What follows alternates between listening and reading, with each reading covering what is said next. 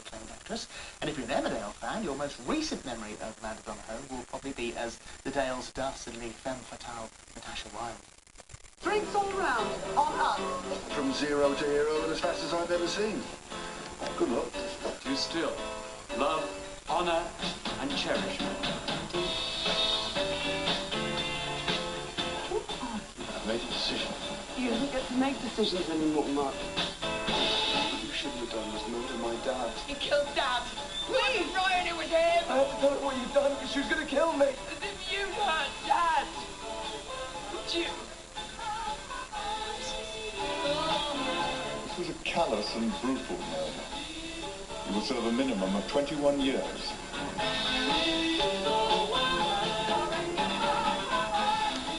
And Amanda Donohoe joins us now, and we will come on to Emmerdale a little bit later because you enjoyed it a lot more than you thought you were going to originally. Well, I stayed an extra year. Yeah. And I wanted to see her through to the end because I started to really quite like Natasha, and I felt rather sorry for her. Yeah. That her wonderful life was completely destroyed by a lying husband. You said you don't, I don't want to watch.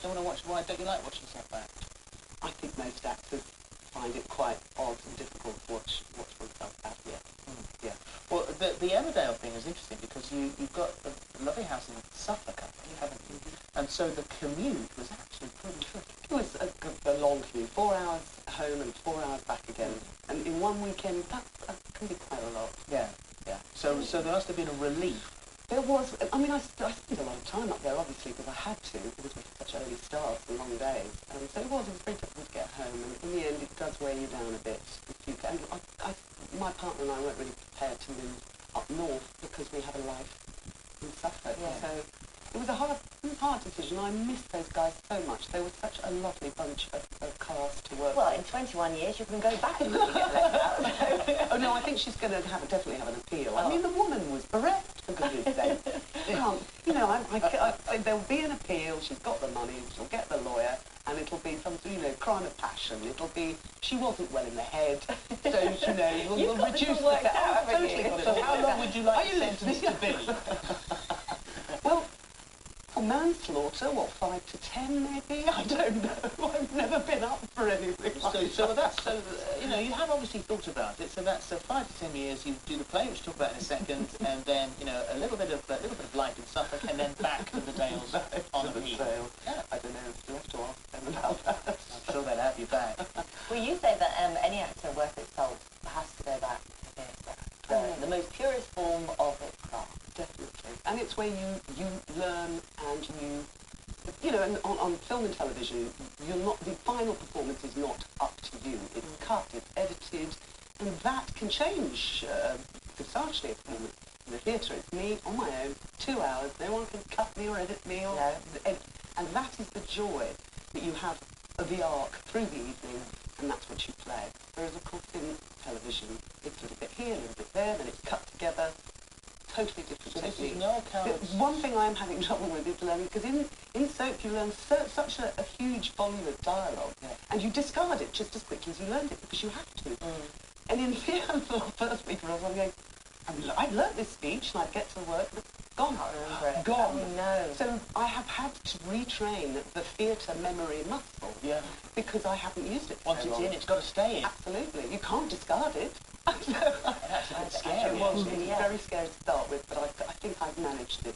Well, it's not Howard star quality, and you're Lorraine Barry, and she is a great actress, but a sort of fading star, a bit of a manipulator, and one of those actresses who was used to holding court, having the attention, and of course, at the time that the play is set, things are modernising and changing. She's finding it difficult to adapt.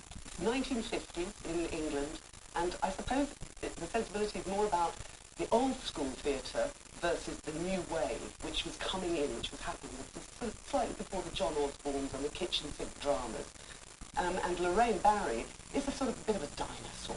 She's an ageing star.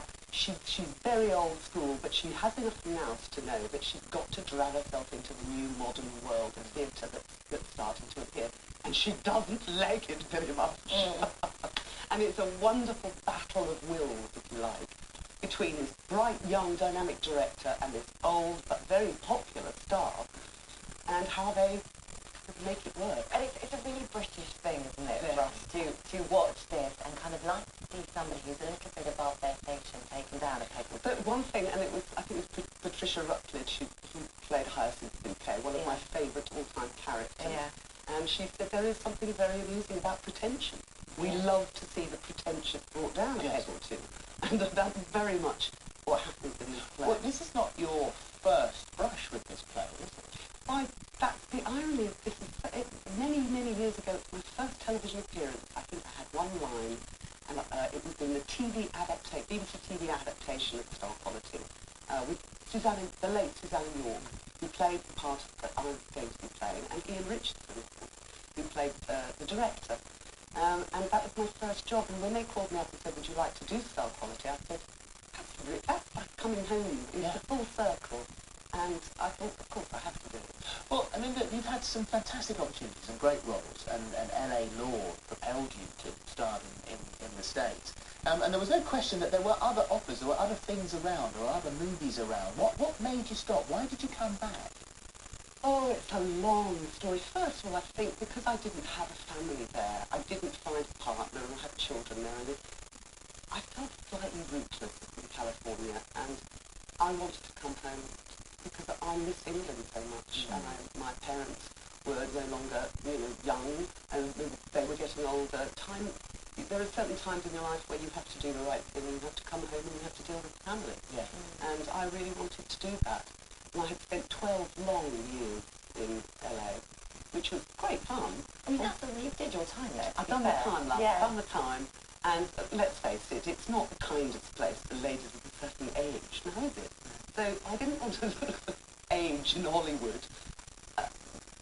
Because I just wanted to be myself. I didn't want the plastic surgeon route and all of that. Pick apples in Suffolk. I want to pick apples in Suffolk and do Mel Goward. I make you right. Yeah. We've got one thing we want to show before you go. Can't possibly let you go without showing this, seeing as we've managed to dig it out. I know you don't like watching yourself back, but see what you think of this.